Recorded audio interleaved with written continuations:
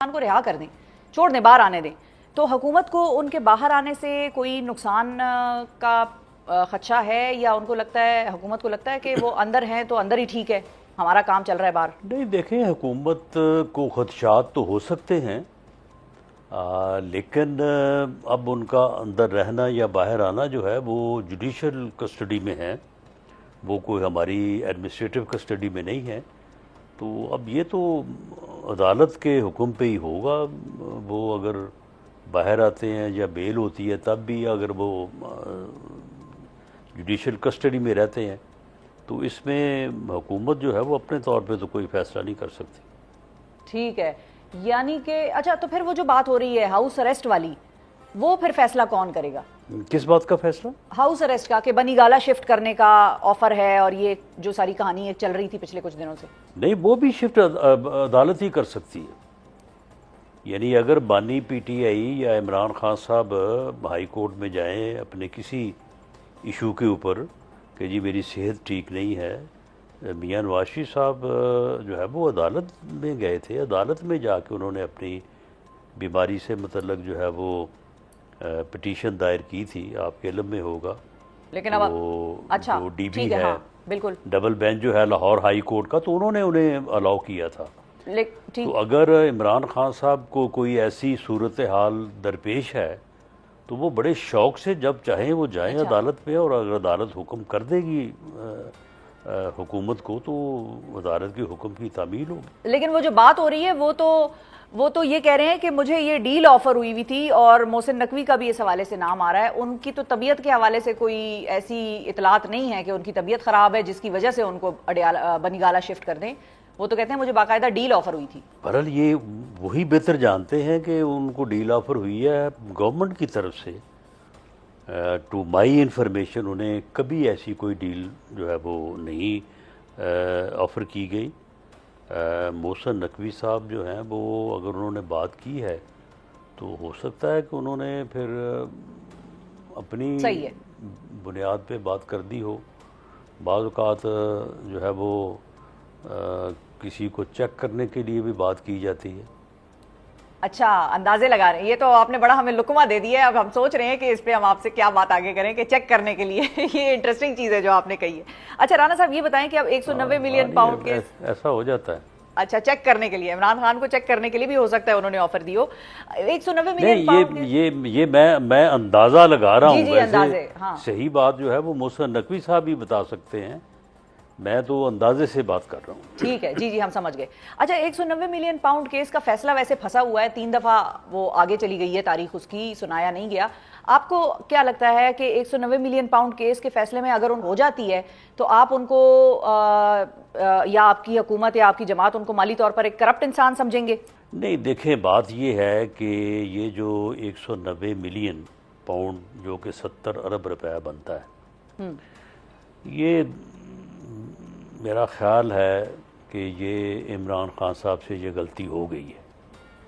अच्छा, इसमें वो ये नहीं क्लेम कर सकते कि ये मैंने नहीं किया, ये गलत हुआ है। और इसमें बाकायदा एक बंदे को माली फ़ायदा 60 से 70 अरब का पहुंचाया गया, और फिर उसी से जो है वो 10 अरब रुपए, ये टोटल बनता है को 8 अरब रुपए की ये यहाँ पाकिस्तान में जो है वो ज़मीन है, और वो बिल्डिंग जो कंस्ट्रक्शन हुई यूनिवर्सिटी की, और कोई 2 अरब रुपए वो एक शहजाद अकबर साहब हुआ करते थे। अच्छा, वो उन्होंने लंदन वसूल करके लंदन ही जमा करवा दिया, और अब वो वहाँ पे ऐश कर रहे हैं वो। ठीक है, तो ये जो है ये बिल्कुल, इसमें तो कोई दूसरी राय ही नहीं है। अच्छा, तो ये तो हुआ है, सही है, ये तो हुआ है। अब इसमें जो है इसमें और ये साबित है, और ये साबित भी है। देखें, बात ये है कि आप अगर इस तरह से नाजायज़ पैसा लेके इकट्ठा करके आप उसकी मस्जिद बना दें, किसी को हज करवा दें, किसी को उम्रा करवा दें, या किसी की पढ़ाई फीस अदा कर दें, ठीक है, इससे वो जो करप्शन है वो अपनी जगह पे बरकरार रहती है। ठीक है। यानी कि आपके मानने और ये आप बहरहाल कह रहे हैं कि साबित हुआ है कि करप्शन हुई है, लेकिन राणा साहब इस फैसले के ऊपर नहीं, इससे इनकार ही नहीं कर सकते, इससे इनकार नहीं कर सकते, उनका इनकार भी नहीं है। वो ये नहीं कहते कि ये नहीं हुआ, वो सिर्फ ये कहते हैं कि जी हम बेनिफिशरी नहीं है। हाँ जी, वो भाई ये जो ट्रस्ट है, ये ट्रस्ट आप ही के नाम है, आपके अलावा कोई बंदा ही नहीं है उस ट्रस्ट में, और उस ट्रस्ट में आपको उतना ही इख्तियार है जितना कि आप किसी को अपने वालिद साहब की प्रॉपर्टी जो उसे विरासत में मिलती है उसमें इख्तियार है। तो फिर फ़र्क क्या हुआ जी?